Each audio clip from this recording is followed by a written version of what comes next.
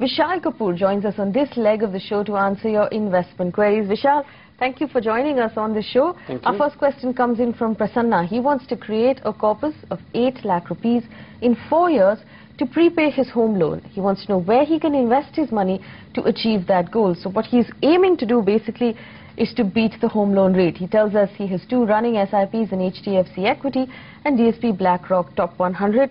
But do you think these 2 investments will be able to beat that home loan rate?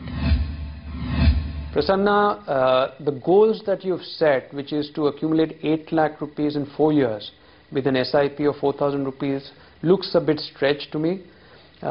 With the current savings, I think you should really be able to hit about 2 lakhs to 2.5 lakhs, given the way, and of course that depends on how equities perform, but by and large if I take the long-term average. So 2 things is what you want to do. One is make sure that every bit of additional savings that you can generate goes into your plan. And the funds are fine, you can add a few over time as you have more savings, but also look at moderating your goal, maybe reducing the amount or looking at a longer term for the same 8 lakhs that you're looking for. Our next question comes in from Raghavendra, who writes in from Bangalore. He tells us he has a low risk appetite. He wants to invest 20,000 rupees every month to create a corpus for the down payment of his home in the next 3 years. He wants to know if a monthly income post office scheme is a good choice. Now, a monthly income post office scheme is normally advised for somebody who's already retired, but do you think it will suit his need, Vishal?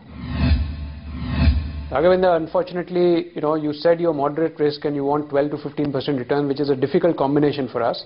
If you do want 12 to 15% return in fixed income, you'll have to take a bit of credit risk, which is not advisable, or you'll have to look at equity, which is also not advisable given the fact that you're looking for only 3 years. So our suggestion is look for short-term or medium-term or dynamically managed bond funds as the best option right now. They're likely to give you 8 to 10%, maybe 11% returns, best case, over the next 3 years.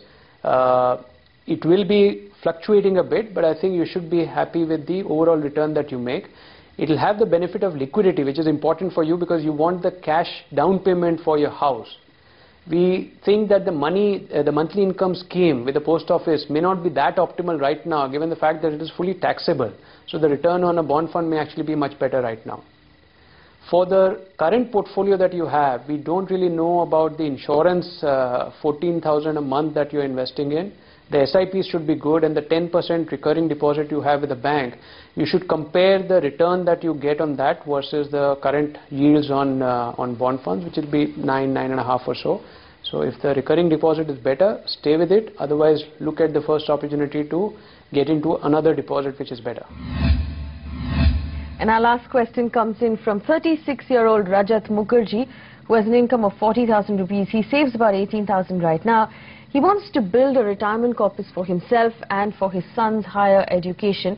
He wants to know how much is he going to have to accumulate by the time he's 50 years old in order to have a handsome retirement corpus. So that's a simple calculation with inflation in it.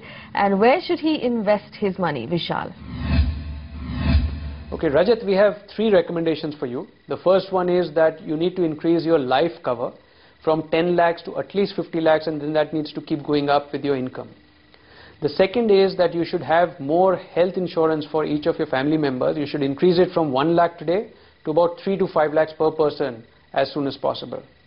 And the third one is that the remaining amount that you've started off with an SIP, you can increase. So you've said that you've got a savings potential of 15 to 18,000 rupees. You should put that into some more SIPs or funds. The PSU fund you should evaluate closely because that may be something that will go up and down. So watch that very carefully or get out of it and be more broad-based. With that, we reckon that you should be saving up about 70 lakhs to 1 crore depending on how markets play out over 14 years. That amount of corpus should be good for your child's education and the balance for your retirement.